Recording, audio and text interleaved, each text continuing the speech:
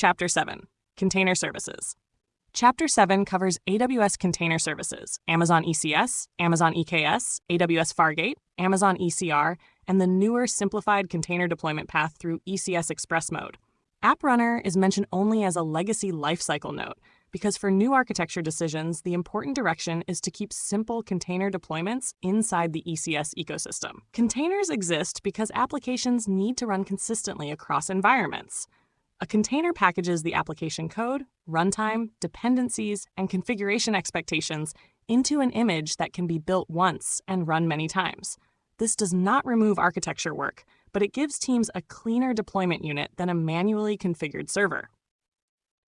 In AWS, the container question is usually not whether containers matter. The real question is how much orchestration, control, and operational ownership the workload needs. Amazon ECR, Elastic Container Registry, is the image storage layer. It is where container images are pushed, scanned, versioned, and pulled by deployment systems. ECR integrates with IAM, encryption, lifecycle policies, replication, and vulnerability scanning.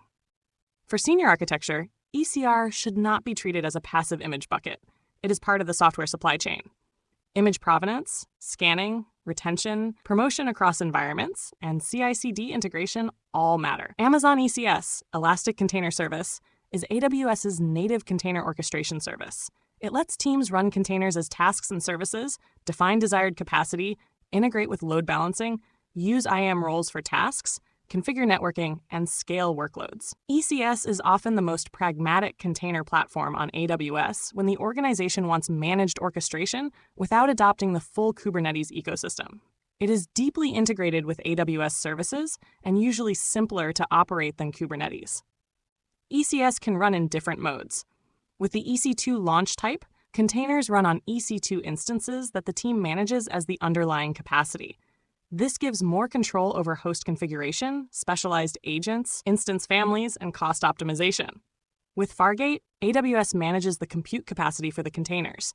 The team defines the task, CPU, memory, networking, and permissions, while AWS handles the underlying servers. That is why Fargate is often described as serverless compute for containers. AWS Fargate is important because it changes the operational model. Instead of managing container hosts, patching nodes, and sizing clusters, teams run tasks directly. This is a strong fit for many APIs, workers, scheduled jobs, internal services, and event-driven container workloads. Fargate does not mean there is no architecture. Teams still need to design networking, IAM roles, scaling, logging, container health checks, secrets, deployment strategy, and cost controls, but it removes a large part of the server management burden. Amazon EKS, Elastic Kubernetes Service, is AWS's managed Kubernetes service. EKS manages the Kubernetes control plane while teams run workloads using Kubernetes concepts such as pods, deployments, services, ingress, namespaces, and controllers. EKS is the right fit when the organization already needs Kubernetes, maybe for portability, ecosystem tooling, platform engineering standards, service mesh patterns, advanced scheduling, or multi-cloud alignment. It is powerful, but it is also more complex. A senior architect should not choose EKS simply because Kubernetes sounds more advanced. It should be chosen because the organization is ready to operate the Kubernetes model. The practical choice between ECS and EKS is often about operating model.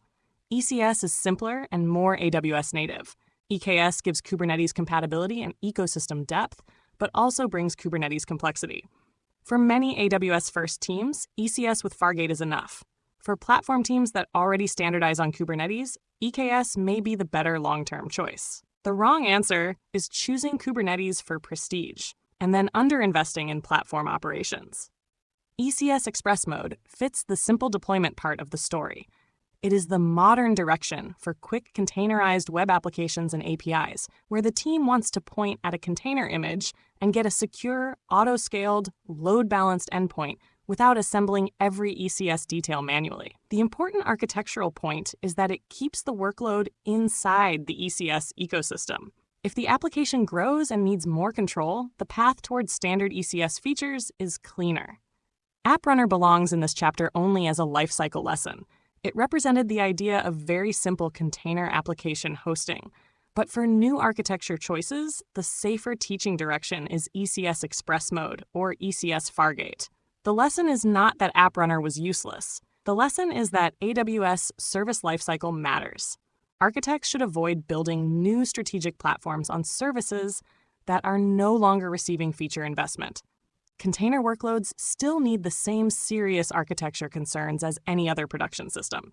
They need private networking, least privilege IAM roles, secrets handling, image scanning, deployment automation, auto-scaling, health checks, observability, and cost monitoring. Containers make deployment more repeatable, but they do not automatically make applications secure, scalable, or reliable. A senior engineer should remember the container flow as a lifecycle. Build the image, scan it, push it to ECR, deploy it through ECS, EKS, Fargate, or ECS Express mode, then monitor and operate it continuously. The container image is only the artifact. The architecture is the way that artifact is deployed, secured, connected, scaled, and recovered. The bottom line is simple.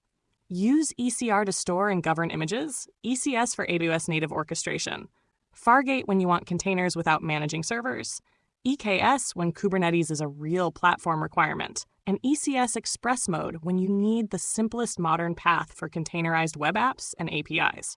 Good container architecture is not about using the most complex platform. It is about choosing the orchestration model that matches the team, workload, and operational maturity.